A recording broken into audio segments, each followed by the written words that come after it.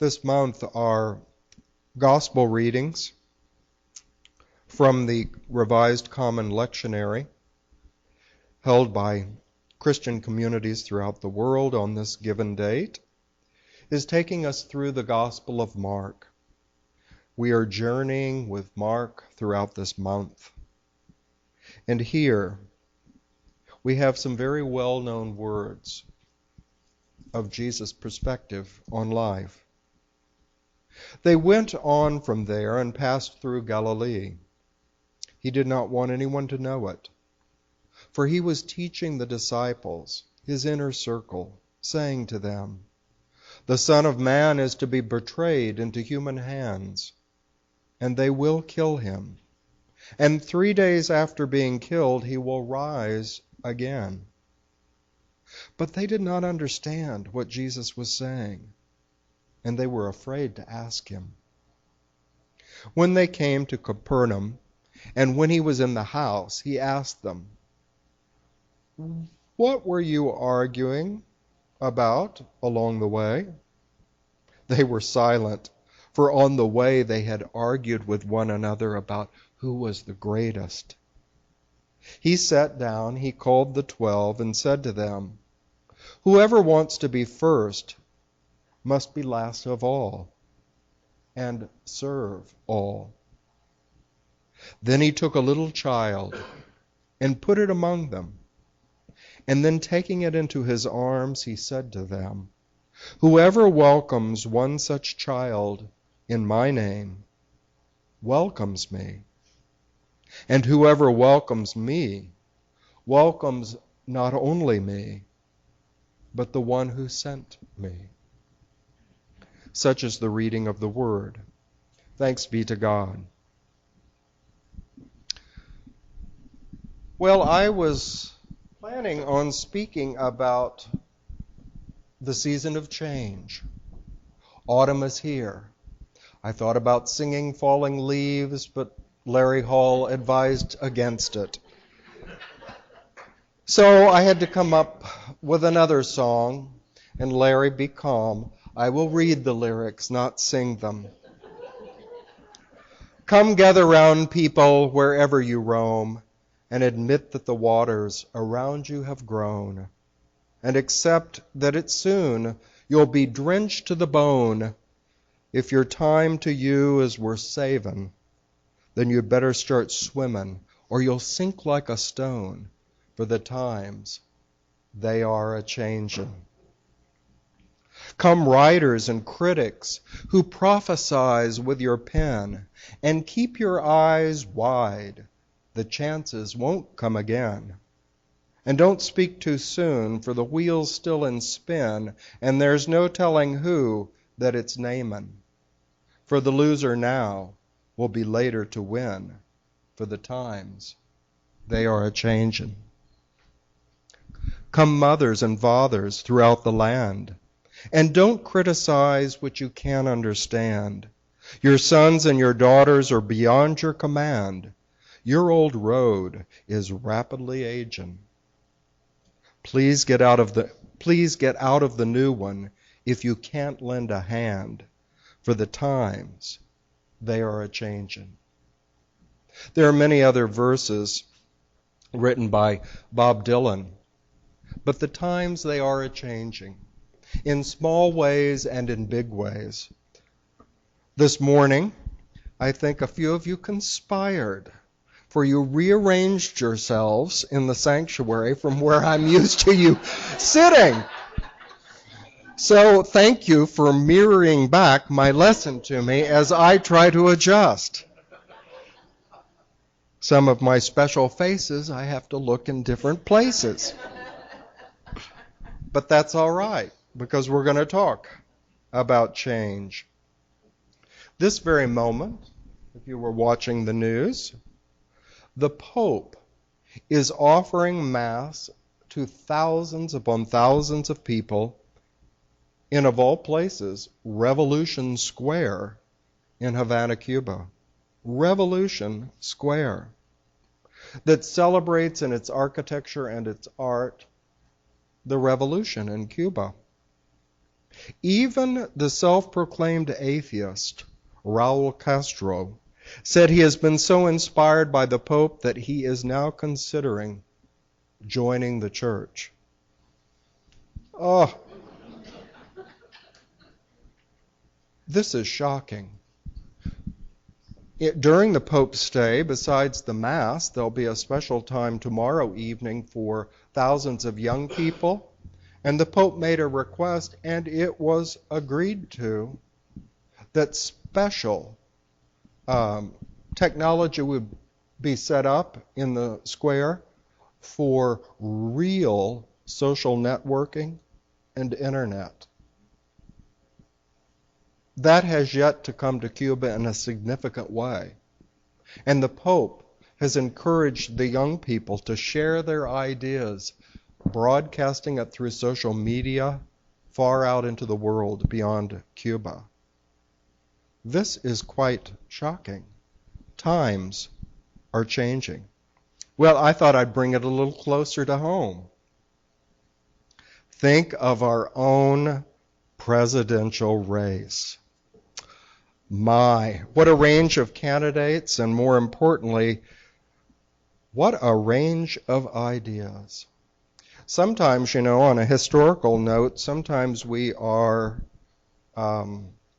careful, or I shall say politically correct in unity, to not discuss political parties or any key things. Well, now, the historical truth of the matter, our co-founders, Charles and Myrtle Fillmore, were quite open with their personal choices. Myrtle said, we just don't impress our choices upon the other workers at Unity headquarters. Everyone is to follow their inner guide in their political choices. But Myrtle and Charles saw nothing wrong in expressing their choices, which happened to be in the 1920s the Republican Party. So strong was it that their middle son, Rickert Fillmore, whose own son would eventually become president of Unity School, Charles R. Fillmore, Rickert was the Kansas City chairman of the 1928 Republican Convention in Kansas City. That is, he was the MC. So I found it rather refreshing, because I had been taught that the Fillmores would never discuss such things as politics. But somehow I thought, well, now that goes against the grain, because they felt that spiritual guidance within each one of us would shape and reflect everything that we do out in the world.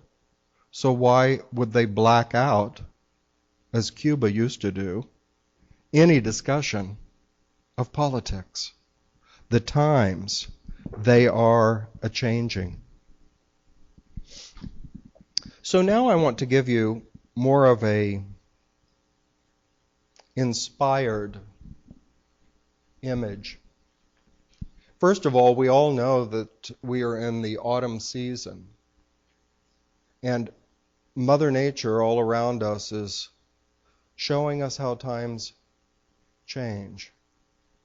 We have the great luxury here at the lake to be surrounded by a lot of wooded property, and all of those trees are beginning to change into interesting, amazing colors, and then eventually they will drop their leaves, and gradually all the beautiful green abundance will fade away out here in our world. For some people, that is a cause not only for concern, but sadness and dread.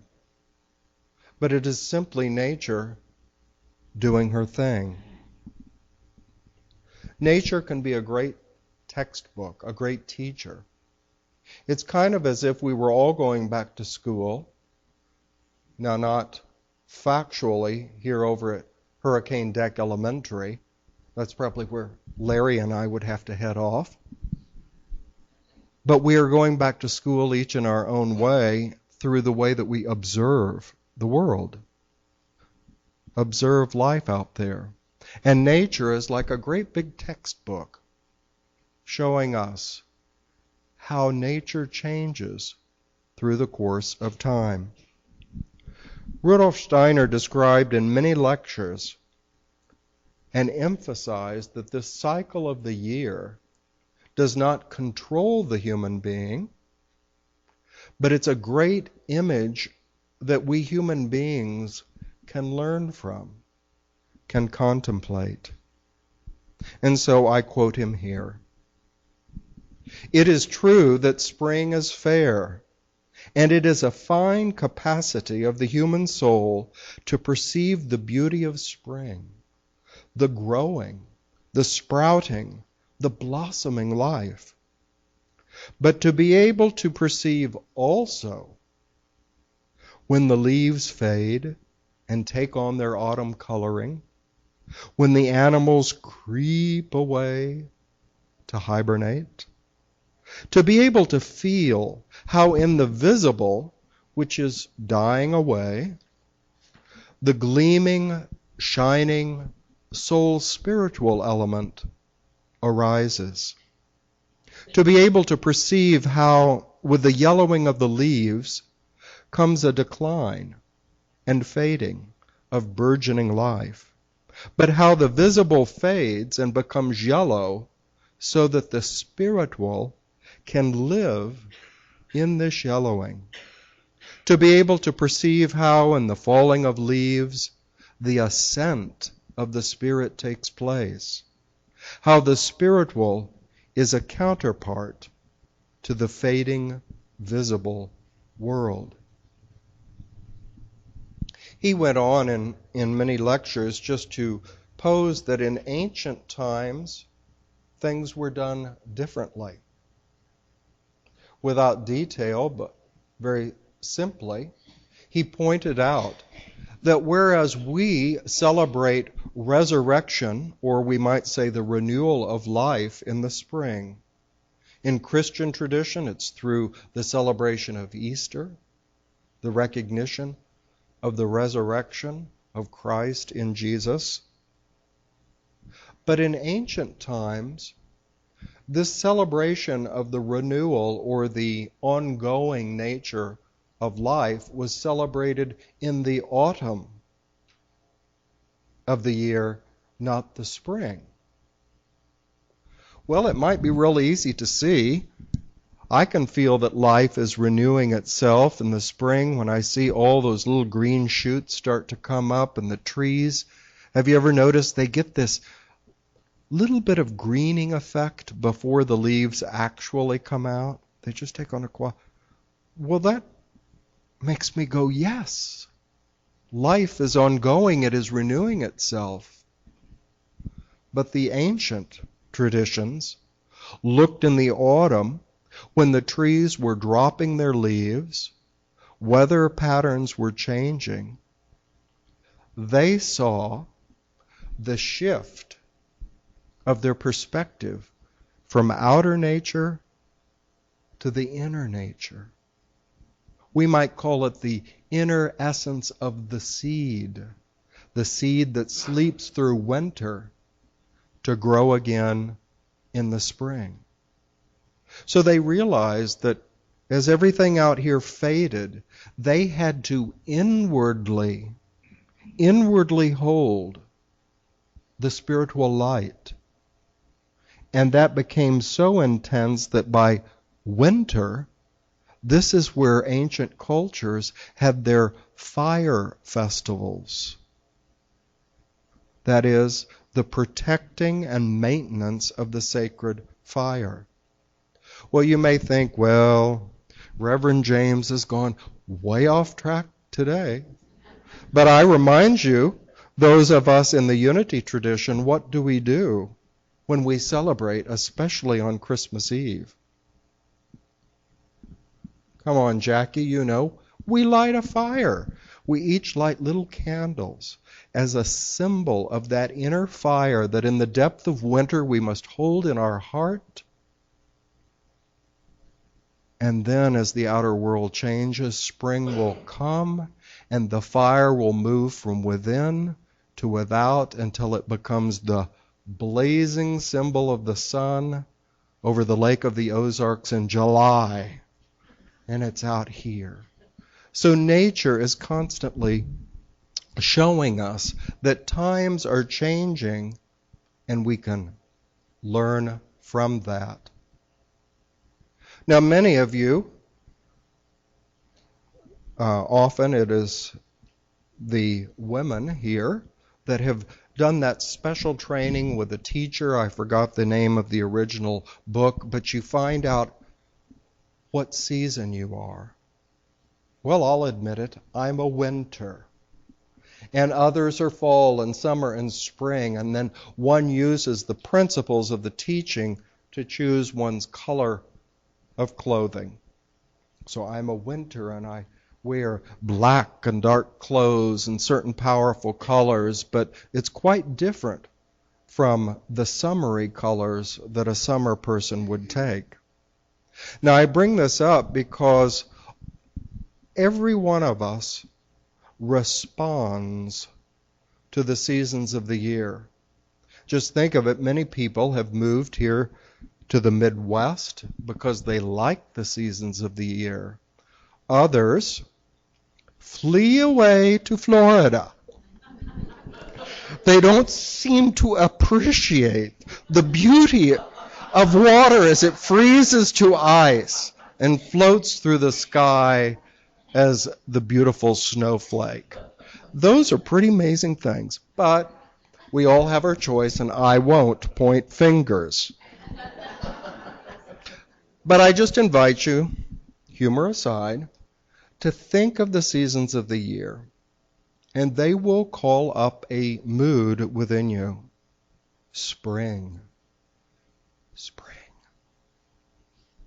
Do you feel there's a certain excitement about spring? The long, cold winter is over, and we're starting to see growth and warmth and what? Most importantly, more physical light from the sun. And then comes summer. Summer, like coffee in the Midwest, is an acquired taste. One has to like heat and humidity. But for some, it is a sense of oneness with nature. The ancients called it a time of unity, not our unity teaching, but oneness, a time of oneness, when one just felt lost in the exuberance of outer nature. So lost that my mother, in her older years, would look out here at all these leafy trees and just say, smothering exuberance. And I said, Mother, well, tell me, what do you mean by that? And she actually, in her later years, as one becomes a little more frail, she actually felt overwhelmed by the exuberant energy of the summer. That's how she experienced it. Fall comes, and many of us look with interest at the beautiful fall colors. But some, if they will admit it, begin to dread what's coming. They may have a sense, as one of my Unity minister friends told me, that fall was always a challenge because it was a time that nature seemed to be dying away. Things were withering. The trees were becoming bare. It was not the joyful, happy time of spring and summer.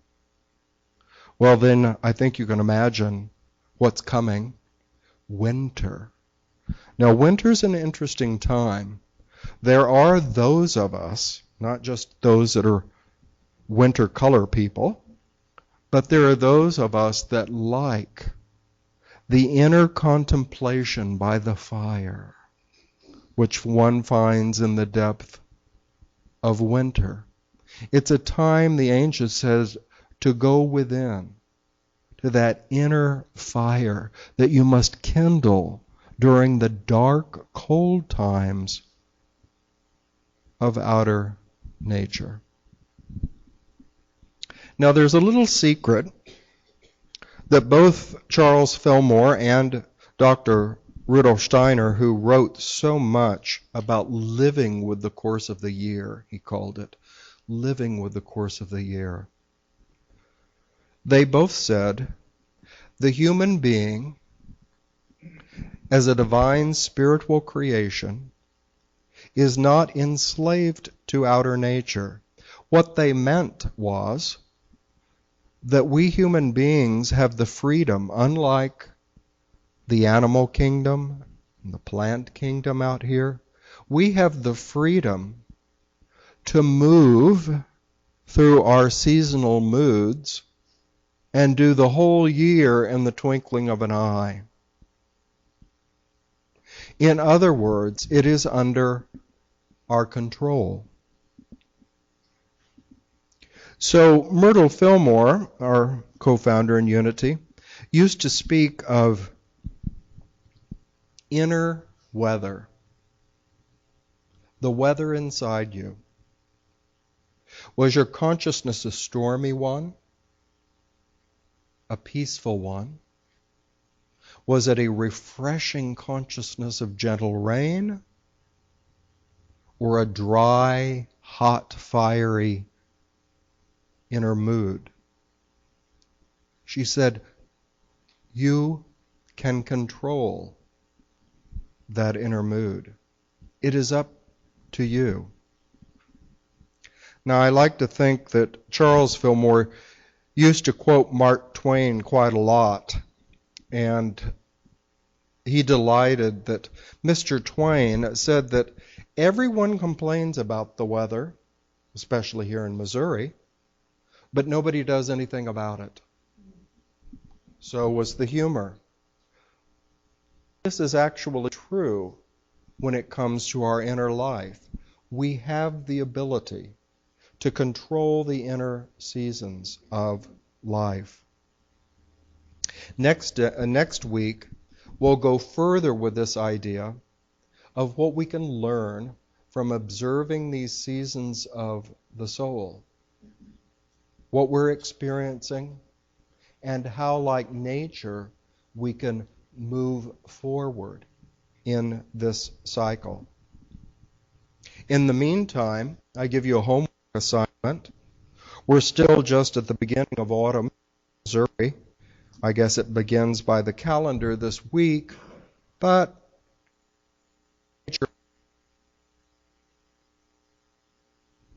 the temperature and other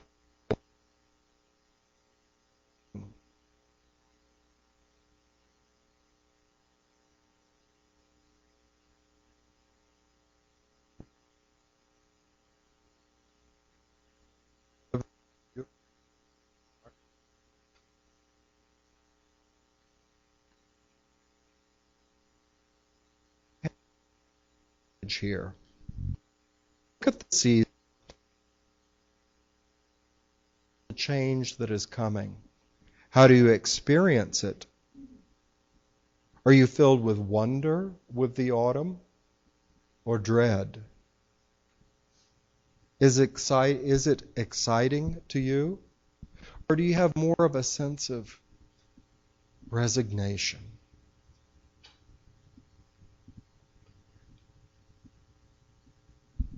You can, as Eric Butterworth, the Unity minister of New York City, once wrote, you can discover the power within you. And so, let us move into a time of meditation. And as Charles Fillmore said, in a twinkling of an eye, see how we move through this season of the soul inwardly. I invite you to gently close your eyes.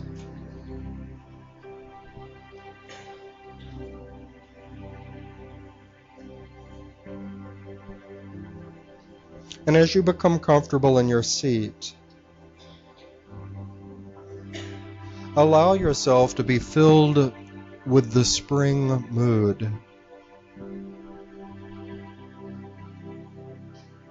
when outer visible life begins to sprout, to take on wonderful shades of green, the color we associate with life. And all that is blooming about you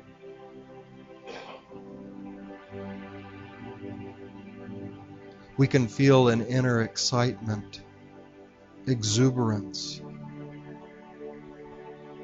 life. Life is renewing itself.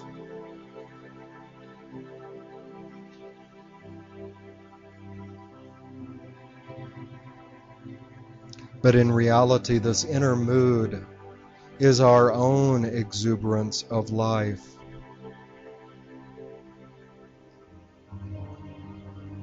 Nature can only create for us a beautiful image. The joy, the excitement, the inner renewal is for us to create and to nurture.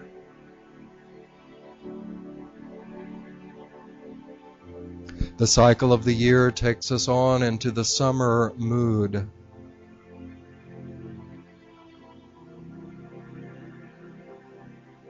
Often the season is so filled with the longest days of light, with warmth,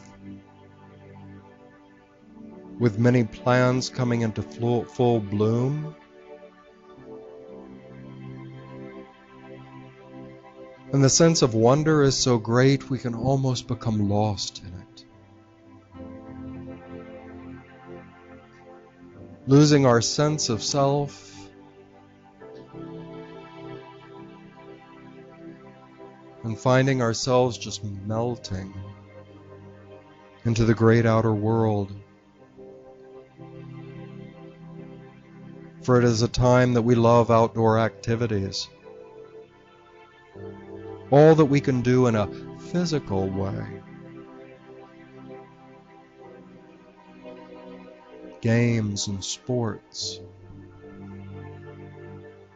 Outdoor gatherings and picnics. Journeys on the road.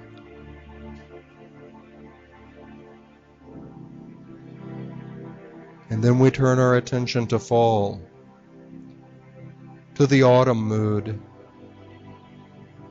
where we begin to become aware of both decline but also harvest and a new promise.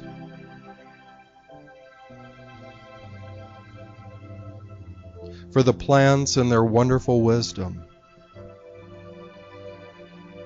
teach us that as the grain drops, as the seed drops from the withering plant,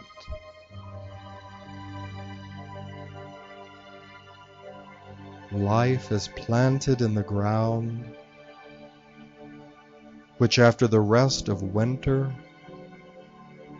will begin the cycle of life again.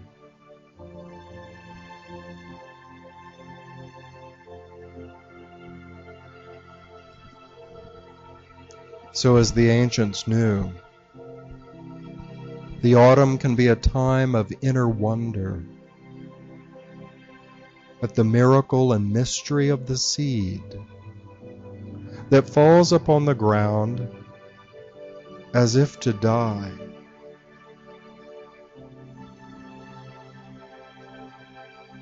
and yet its true purpose will bring forth new life.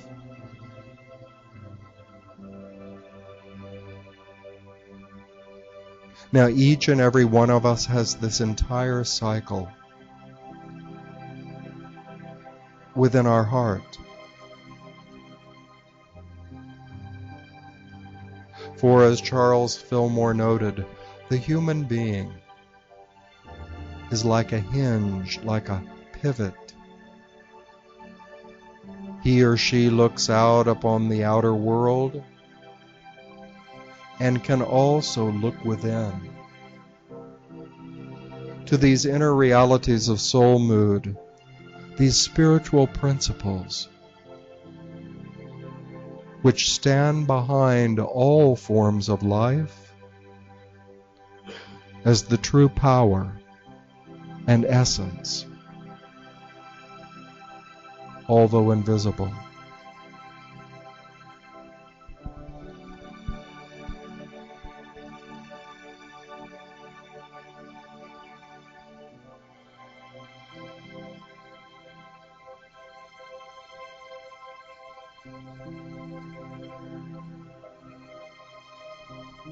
So as we leave this time of meditation,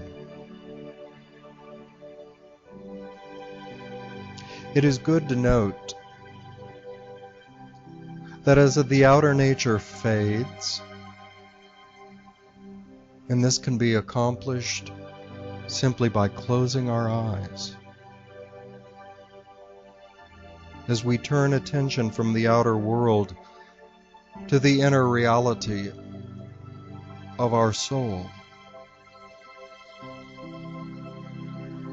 the truth of our spirit arises before us. This inner spirit of truth, as Jesus declared, teaches us all things, all realities, both invisible and visible.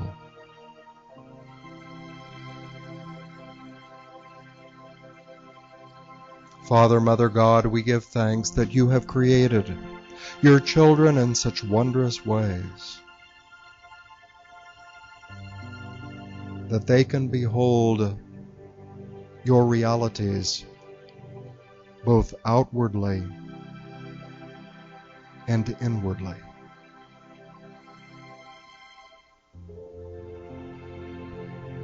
For this blessing we say, thanks be to God who has made us. Amen.